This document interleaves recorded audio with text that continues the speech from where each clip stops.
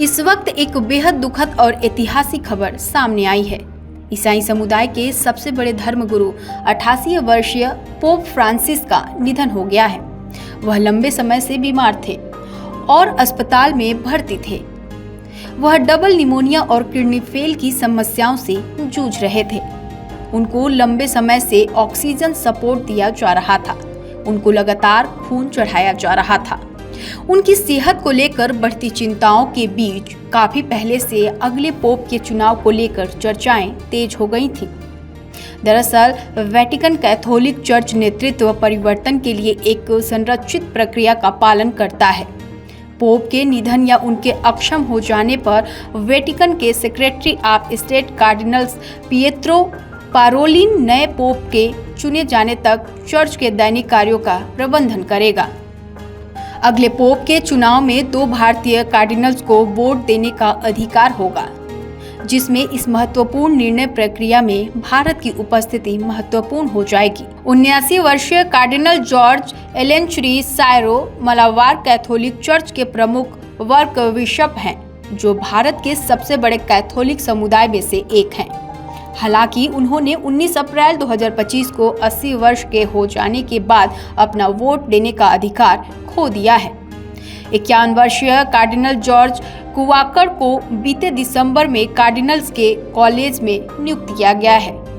एलेंचरी के विपरीत कुवाकर एक वेटिकन राजकीय और इंटररिलीजियन डायलॉग के प्रमुख हैं, जो पोप के दौरे और वैश्विक धार्मिक नेताओं के साथ संबंध की जिम्मेदारी निभाते हैं।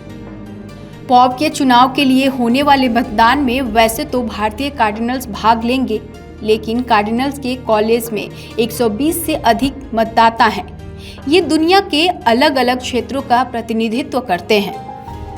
यूरोप के पास सबसे बड़ा वोटिंग ब्लॉक है। इस कारण पोप के चयन में यूरोप सबसे अधिक प्रभावशाली बन जाता है। हालांकि लैटिन अमेरिका और अफ्रीका के देश अधिक प्रतिनिधित्व की मांग करते हैं। उनका यह तर्क है कि इन क्षेत्रों में कैथोलिक धर्म सबसे तेजी से बढ़ रहा है। जहां एक एशिया की बात है तो गैर पश्चिमी समाजों में ईसाई धर्म का विस्तार हो रहा है। ऐसे में एक ऐसा नेता को तलाशना होगा जो वैश्विक धार्मिक विविधता को समझता हो। वर्ष 2013 में चुने गए पोप फ्रांसिस खुद लैटिन अमेरिका में चुने गए पहले पोप थे। अब आइए जान लेते हैं पोप चुनाव का प्रक्रिया। पोप का चुनाव एक बड़ी प्रक्रिया के जरिए होता है। इसके लिए सबसे पहले कार्डिनल्स की सभा होगी। पोप के निधन हो जाने के बाद 80 वर्ष से कम उम्र के सभी कार्डिनल्स वेटिकन सिटी में इकट्ठा होंगे। वे चुनाव प्रक्रिया शुरू करते हैं। इसके बाद एकांत और गोपनीयता की शपथ होती है। मतदाता सिस्टम चैपल में प्रवेश करते हैं, गोपनीयता की शपथ लेते हैं और बाहरी संचार से पूरी तरह कट जाते हैं। तीसरे चरण में प्रत्येक कार्डिनल्स अपने पसंदीदा पोप के नाम को एक बैलेट पेपर पर लिखते हैं। जीतने के लिए एक उम्मीदवार को 2/3 बहुमत प्राप्त करना होता है। चौथे चरण में मतदान के प्रत्येक दौर के बाद बैलेट जलाए जाते हैं। काला धुआं का मतलब है कि कोई निर्णय नहीं हुआ है, जबकि सफेद धुआं संकेत देता है कि एक नया पोप चुन लिया गया है। 5वें चरण में नए पोप के नाम की घोषणा होती है।